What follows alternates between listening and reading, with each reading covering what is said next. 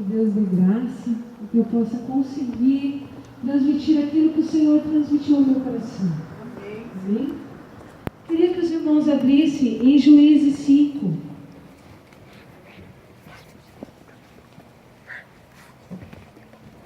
Aleluia, Jesus.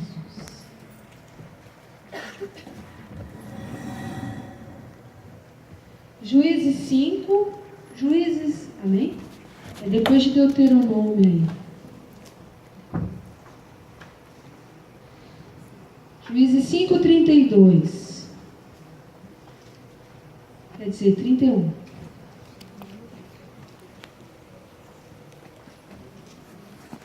Amém? Amém. A palavra de Deus diz assim: assim pereceram todos os teus inimigos, ó Senhor. Mas os que te amam sejam como o sol, quando se levanta na sua força. E a terra teve paz durante 40 anos. O capítulo 6, o versículo 1. De novo, os israelitas fizeram o que o Senhor reprovava. E durante 7 anos, ele os entregou nas mãos dos midianitas. Os midianitas dominaram Israel. Por isso, os israelitas fizeram esconderijos nas montanhas, nas cavernas e nas fortalezas. Amém? Amém. Nós vemos aqui, irmãos, uma história do povo de Deus. E eu estava pesquisando sobre a aliança que o Senhor fez com o povo dele. E eu gostaria de ler para os irmãos antes de começar.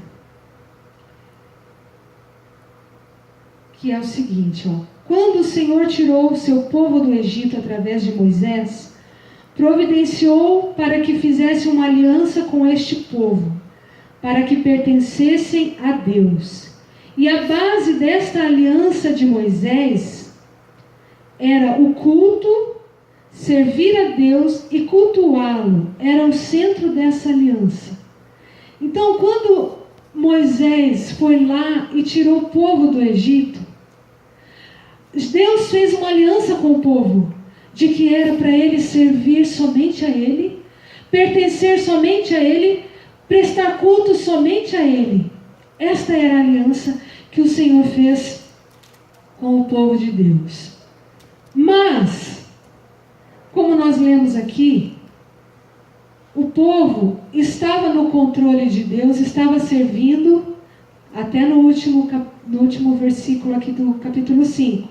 Eles serviam ao Senhor, eles prestavam culto, eles estavam protegidos por Deus, guardados pelo Senhor, porque era isso que Deus queria, que eles fossem dele.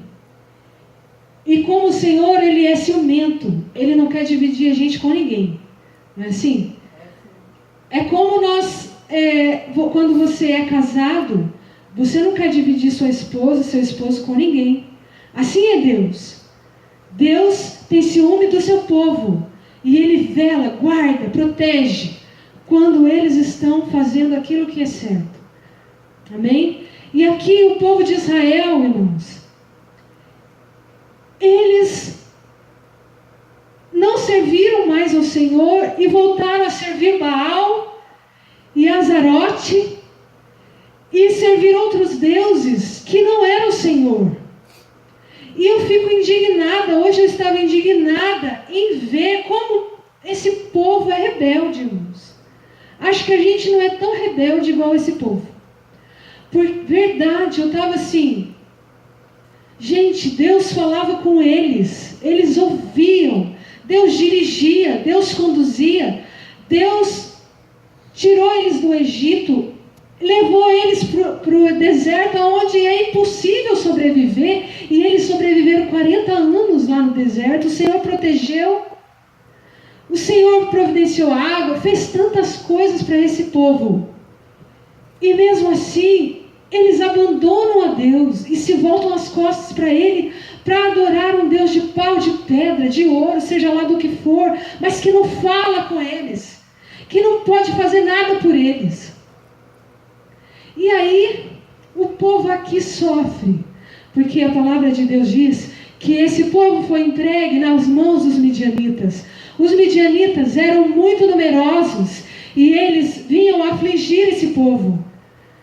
Quando eles plantavam suas plantações, eles estavam na hora de colher, esse povo vinha, e diz a palavra que eles eram tão numerosos que pareciam como gafanhotos, que vinham e destruía tudo, irmãos.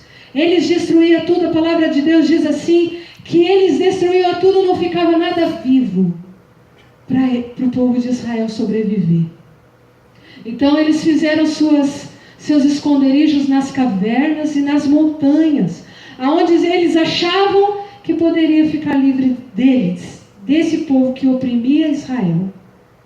E Deus está ali só observando.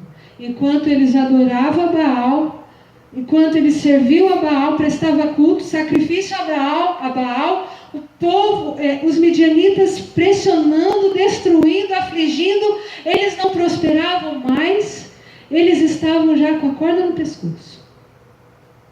E aí, a miséria se instalou com o povo de Israel, lá no povo de Israel. Só que em Juízes 6:6, vamos ler lá.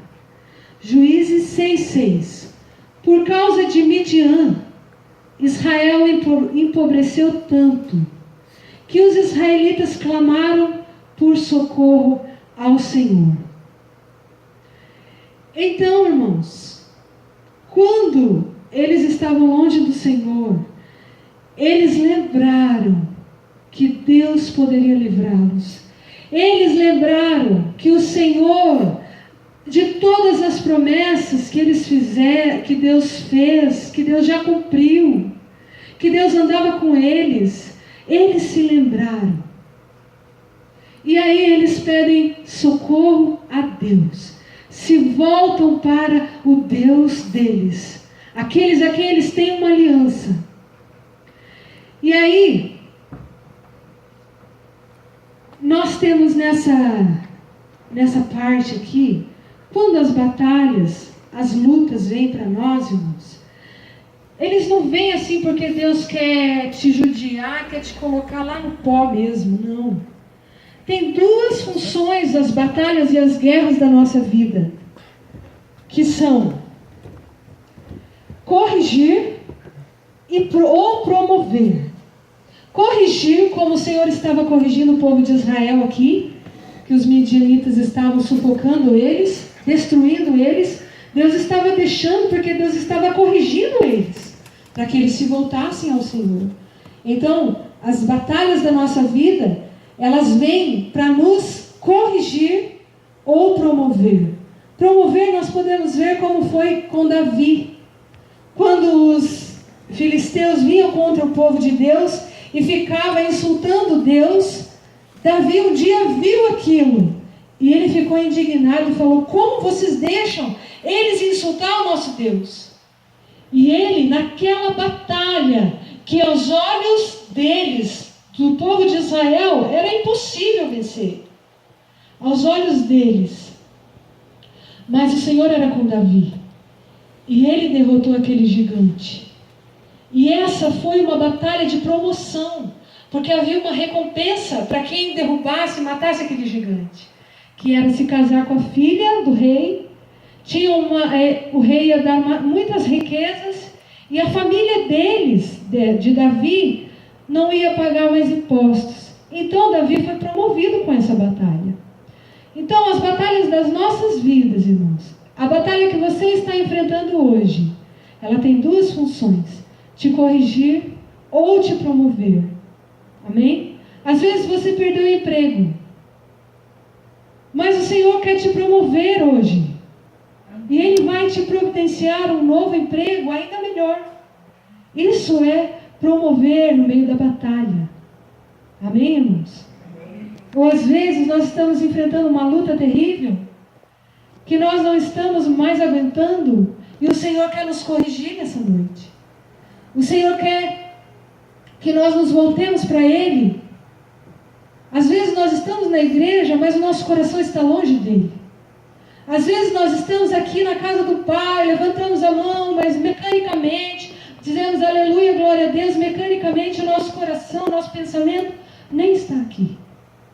Aí o Senhor tem que fazer o quê? Colocar uma provinha para trazer você de volta aos pés dele. Amém?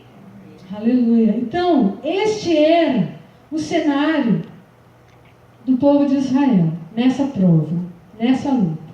E eles pedem socorro. Aí um anjo aparece e senta embaixo de um carvalho, aonde Gideão está malhando trigo no lagar. Se os irmãos sabem, lagar é um lugar pequenininho, aonde espreme-se uva com os pés, esmaga-se a uva para fazer o vinho. Então é um lugar pequeno. Agora, onde é lugar de malhar trigo? É numa eira, que é ou um cimentado bem grandão, ou um terreiro bem grandão. Aí espalha-se o trigo lá, e o pessoal vai e fica malhando aquele trigo até os grãozinhos se soltarem. Mas Gideão estava malhando esse trigo num lugar apertadinho, inapropriado, com medo de que a qualquer momento os midianitas viessem e roubassem aquele pouco que ele estava malhando ali. Então ele estava com medo, apreensivo, e malhando para que ele e a sua casa pudessem sobreviver. E aí o anjo de Deus aparece e fala assim para ele: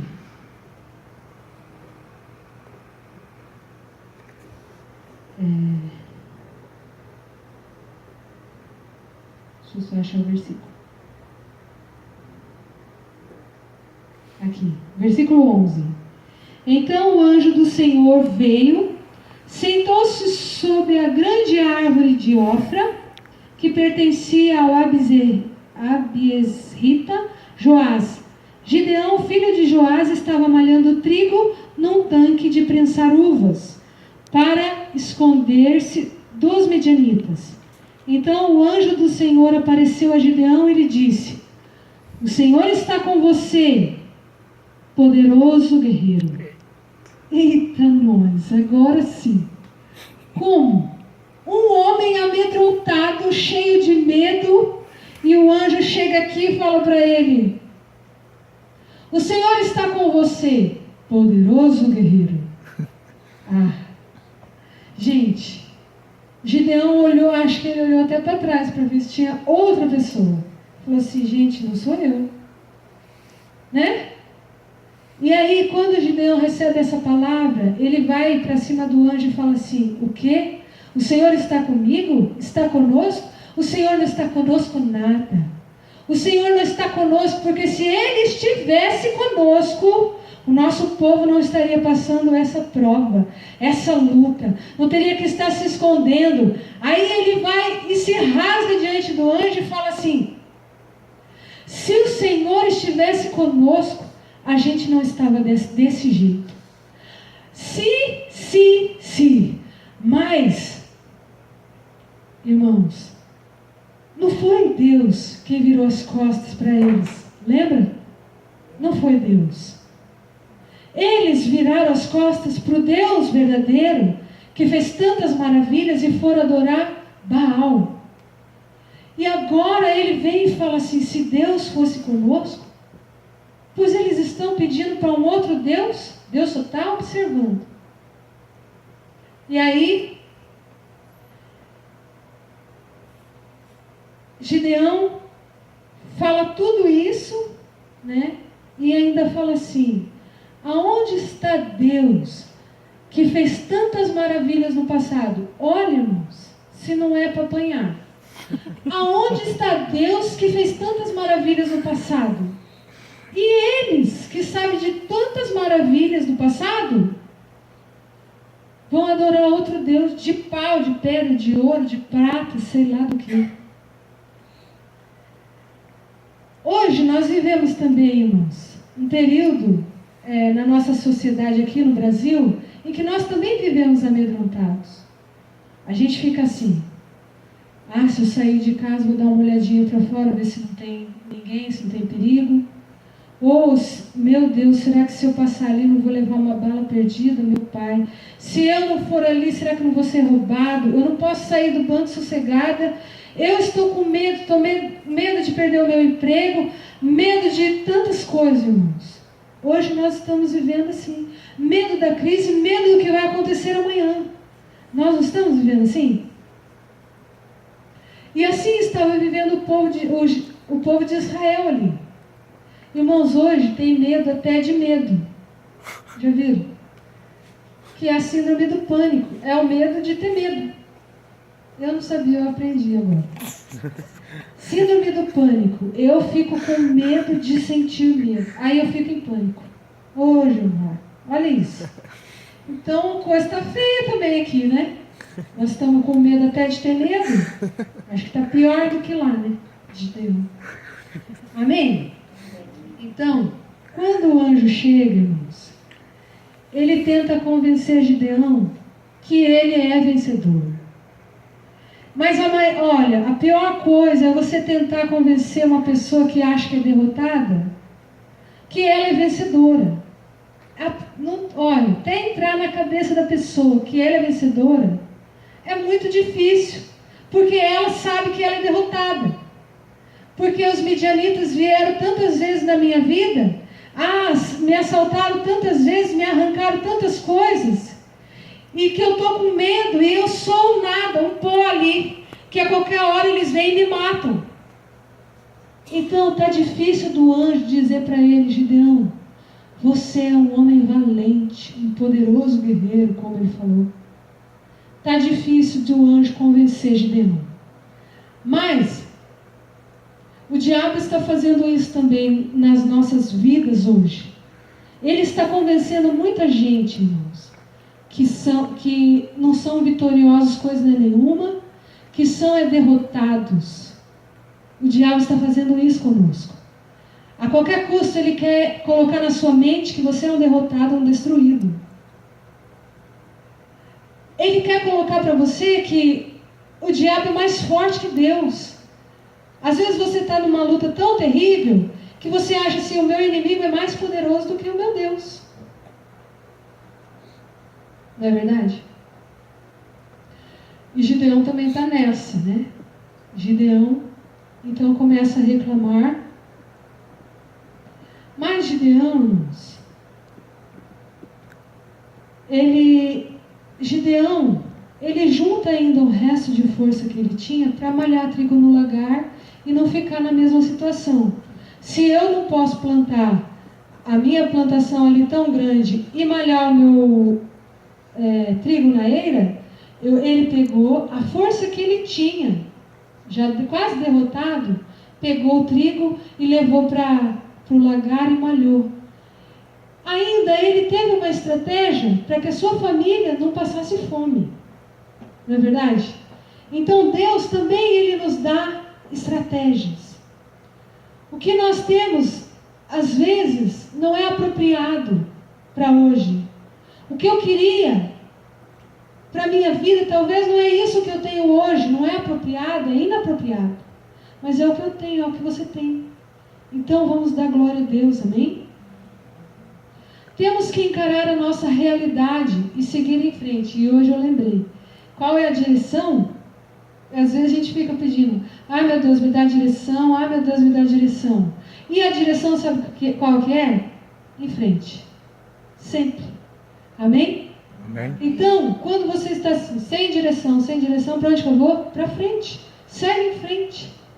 Amém? A decisão é nossa, de querer atingir um alvo. Aleluias?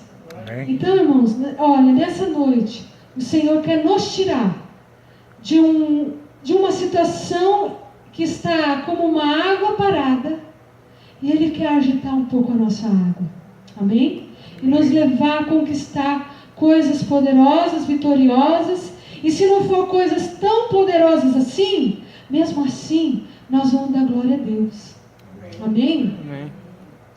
Então, irmãos, aí Gideão, o anjo fala assim para Gideão: Gideão, é você que vai libertar o povo de Israel. Ele: o quê? Eu? A minha família é a mais pobre de Manassés. Isso ele fala para o anjo. A minha família é a mais pobre de Manassés. Eu sou o menor na casa do meu pai. E o Senhor quer usar eu para libertar esse povo como? Esses midianitas aí, eles são como gafanhotos, destrói tudo. Então, irmãos, aí Deus, ele sabe que Gideão não pode. Não é verdade? Ele sabe que você não pode. Ele sabe que a luta, a batalha que vem sobre as nossas vidas, nós não podemos vencer. Se tem uma coisa que Deus sabe, é que você não pode. É que eu não posso. Não é verdade? Mas Deus, em Gideão, pode. Amém? Amém. Deus, em você, pode. Amém, Jesus. Pode vir a batalha que for, pode se levantar a onda que for, pode se levantar o exército que for. A presença de Deus em você pode vencer. Não somos nós, irmãos. Não é você, não sou eu.